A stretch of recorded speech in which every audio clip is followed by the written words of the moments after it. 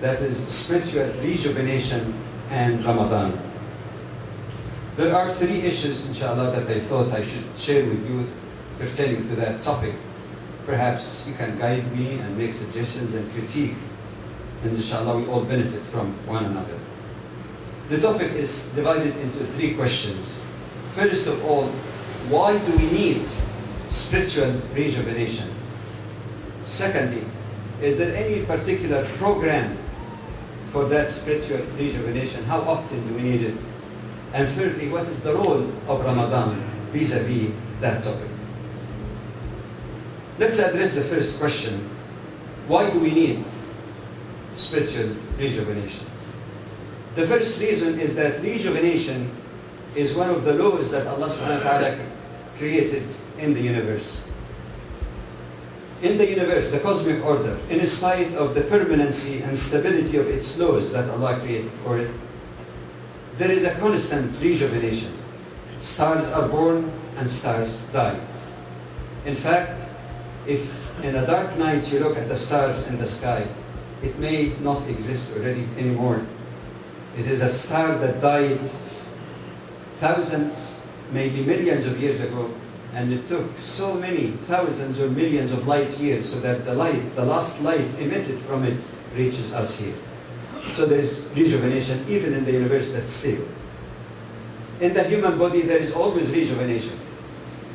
As the scholars and scientists tell us, every day billions of cells die, billions of cells are rejuvenated or renewed. The same can apply also to animal life, even to vegetation. Even inanimate objects, they require rejuvenation.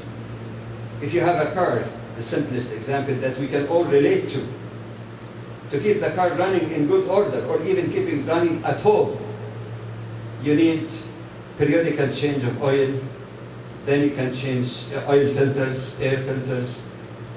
Then you may have to change certain minor parts, and if the car is really old, you might even have major parts to change. There is succession of maintenance of even inanimate objects.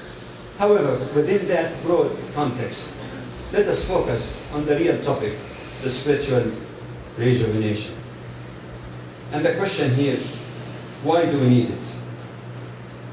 We need spiritual rejuvenation because we are humans, and as humans we are weak, and our weakness actually is manifest most in our forgetfulness and the lack of willpower. Let us focus on the real topic, the spiritual rejuvenation. And the question here, why do we need it?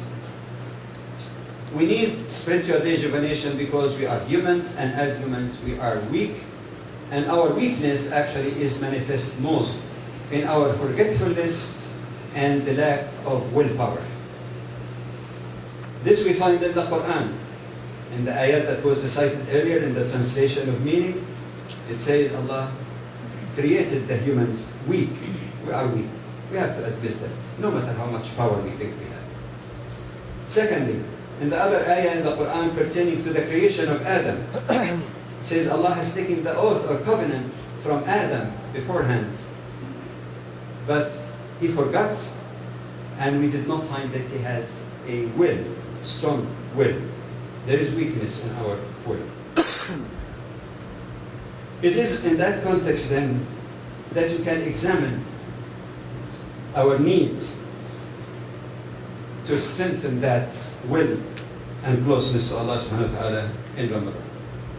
A second reason, as the scholars say, that Iman, our state of faith and connection with Allah subhanahu wa ta'ala, goes through phases. Sometimes they say Iman can increase, sometimes it decreases.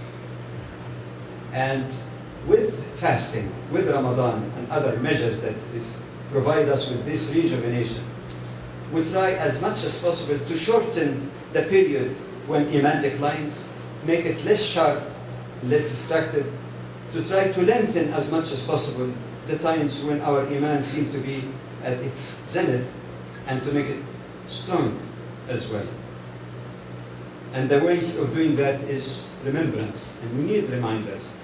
Allah subhanahu wa ta'ala says in the Quran, remind, for indeed reminder is of benefit to those who are believers. The second question, having appreciated the need for rejuvenation, which is part of the cosmic order of Allah subhanahu wa ta'ala in every respect, what is the timetable, the frequency of that rejuvenation that we badly need?